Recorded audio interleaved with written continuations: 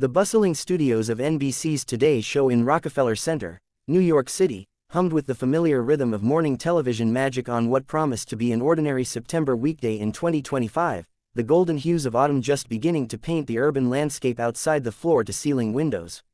Al Roker, the weatherman extraordinaire with his infectious smile, impeccable suits, and decades of on-air charisma that had made him a household name since joining the show in 1996, adjusted his tie in the green room mirror, chatting amiably with co-hosts Savannah Guthrie and Hoda Kotb about the latest hurricane watch in the Atlantic. At 71, Al was the steady heartbeat of the program, his weather segments blending science with showmanship, his pop culture asides drawing laughs from audiences tuning in for their daily dose of news, weather, and witty banter. Little did the crew know that this episode would etch itself into broadcasting lore, a seismic clash that would dominate headlines from Manhattan to Montecito. Enter Prince Harry, the Duke of Sussex, whose life post-royal exile had become a whirlwind of memoirs, Netflix deals, and advocacy tours, arriving via a discreet black SUV that pulled up to the 30 Rock entrance under a veil of security. At 40, Harry carried the weight of his Windsor legacy with a mix of defiance and weariness, his tousled auburn hair streaked with the first hints of gray, his blue eyes sharp yet shadowed by the relentless scrutiny that followed him since the 2020 Megxit. He was there to promote his latest charitable venture, the Invictus Games Foundation's expansion into mental health initiatives for veterans, a cause close to his heart after years of therapy unpacked the traumas of his mother's death and military service in Afghanistan. Dressed in a tailored navy blazer over a crisp white shirt, no tie, a subtle nod to his California casual, Harry exchanged pleasantries with producers, his British accent charming the staff as he shared anecdotes about his kids, Archie and Lilibet, and life in their Santa Barbara enclave. The segment was slotted for the 8:15 a.m. hour, a prime spot after the national news, with Al slated to join for a Royal Weather Watch tie-in, joking about transatlantic storms mirroring Harry's stormy family feuds. As the cameras rolled, the studio audience, a mix of tourists clutching coffee mugs and loyal fans waving Union Jack flags, erupted in applause, the set's vibrant blue backdrop and massive digital screens displaying sunny forecasts belying the storm about to brew. Savannah kicked things off with her signature warmth. "Prince Harry, welcome back to Today. It's been too long since your last visit in 2019. Harry settled into the plush couch, flashing that megawatt grin that had graced Vanity Fair covers, launching into tales of Invictus triumphs in Vancouver and Birmingham, his passion evident as he described adaptive sports changing lives for the invisible wounded. Hoda chimed in with questions about Meghan's lifestyle brand, American Riviera Orchard, eliciting laughs about jam jars and celebrity cameos, the vibe light and effervescent like a perfect mimosa brunch.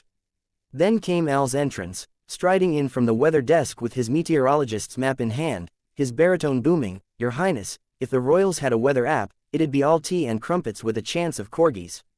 The crowd chuckled, Harry playing along with a wry, "Al, only if it forecasts fewer tabloid gales." But as Al transitioned to the forecast, pulling up a graphic of unsettled skies over the UK, the banter took a sharper edge. Speaking of gales, Al ad-libbed, his eyes twinkling with mischief honed from years of roasting politicians and pop stars, "Harry, you've stirred up quite the tempest back. Home with that memoir of yours, Spare, was it? Calling out the family firm like that, must be like predicting a Category 5 in Buckingham Palace."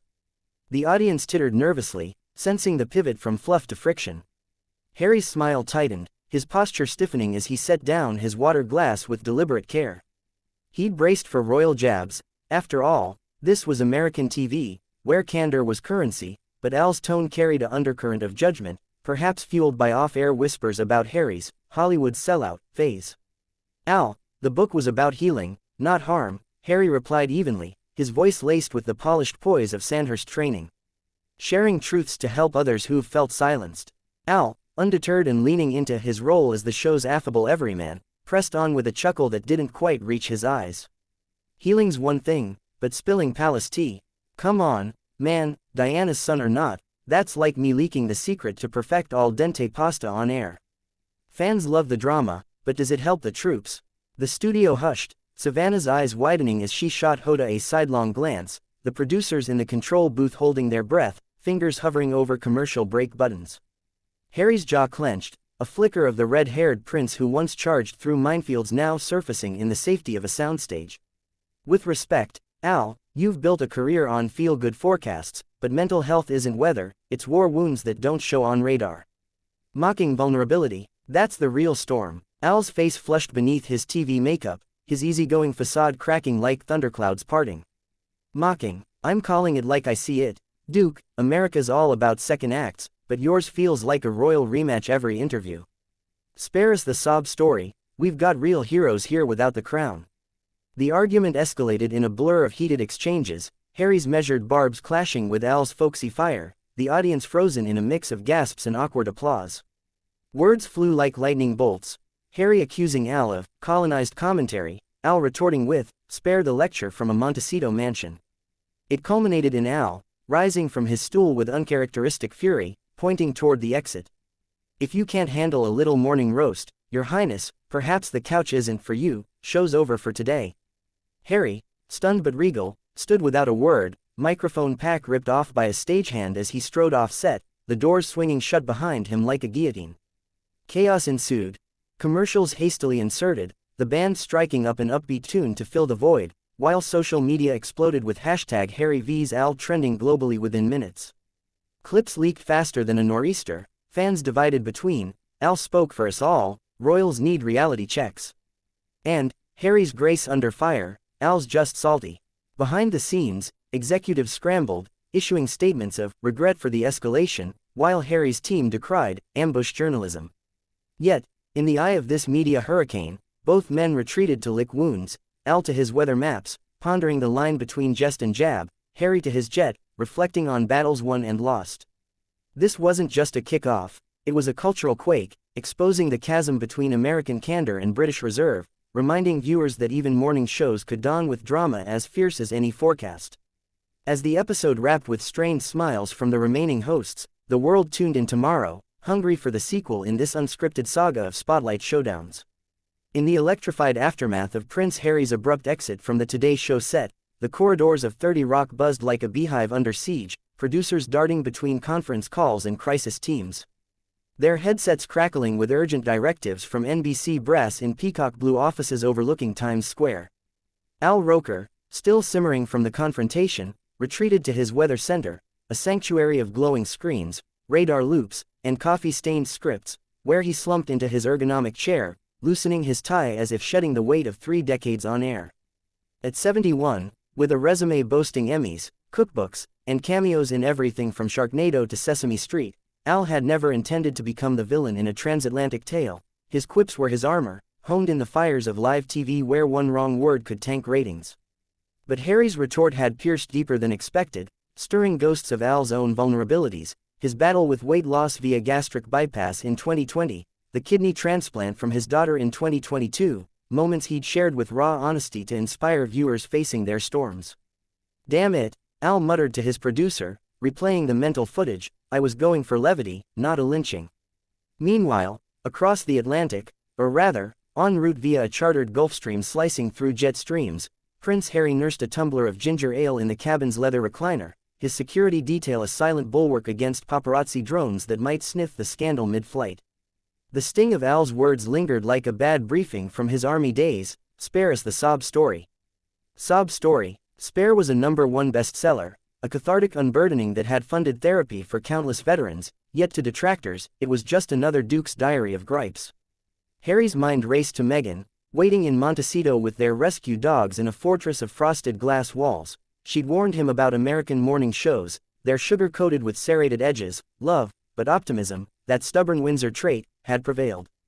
Now, as notifications pinged from his burner phone, BBC headlines screaming, Royal Rumble on Rockefeller, TMZ gloating, Harry heave-ho, he drafted a poised response for Archwell's site, grateful for platforms to amplify voices, but dialogue thrives on respect, not ridicule. Back in New York, the fallout unfurled in waves. Savannah and Hoda, pillars of poise, ad-libbed through the gap with a segment on celebrity feuds that fueled change, name-dropping Ali Frazier and Beyoncé Jay-Z, but the elephant in the studio was elephantine, unavoidable. Ratings spiked 40% in real-time streams, advertisers from Cheerios to Chase buzzing with a mix of alarm and avarice, controversy was catnip for clicks. Al, summoned to the executive suite where suits with clipboards dissected the tape frame by frame, faced the music with his trademark resilience. Look, I crossed a line, he conceded, his voice gravelly from post-adrenaline croak, but Harry's got to toughen up if he's playing the media game sans the firm's firewall. The execs nodded, plotting spin, a joint apology video, a charity crossover, yet whispers circulated of deeper rifts, Al's old-school ethos clashing with Harry's woke warrior vibe, generational gears grinding in the machine of modern fame. As dusk fell over the city that never sleeps, casting neon glows on yellow cabs ferrying gossip-hungry commuters, social media morphed into a coliseum. TikTok's dissected micro-expressions, Al's furrowed brow signaling dad joke defensiveness, Harry's clipped nod screaming suppressed rage, while Reddit threads in art royal gossip and art Today Show devolved into diatribes, Al's the uncle we all need, calling out the entitled exile. Versus, Harry's advocating for real pain, Al's just boomer baiting. Celebrities piled on. Oprah, who'd scored the Sussex's 2021 bombshell interview, tweeted solidarity with a heart emoji. Whoopi Goldberg defended Al on The View, quipping, "Boy,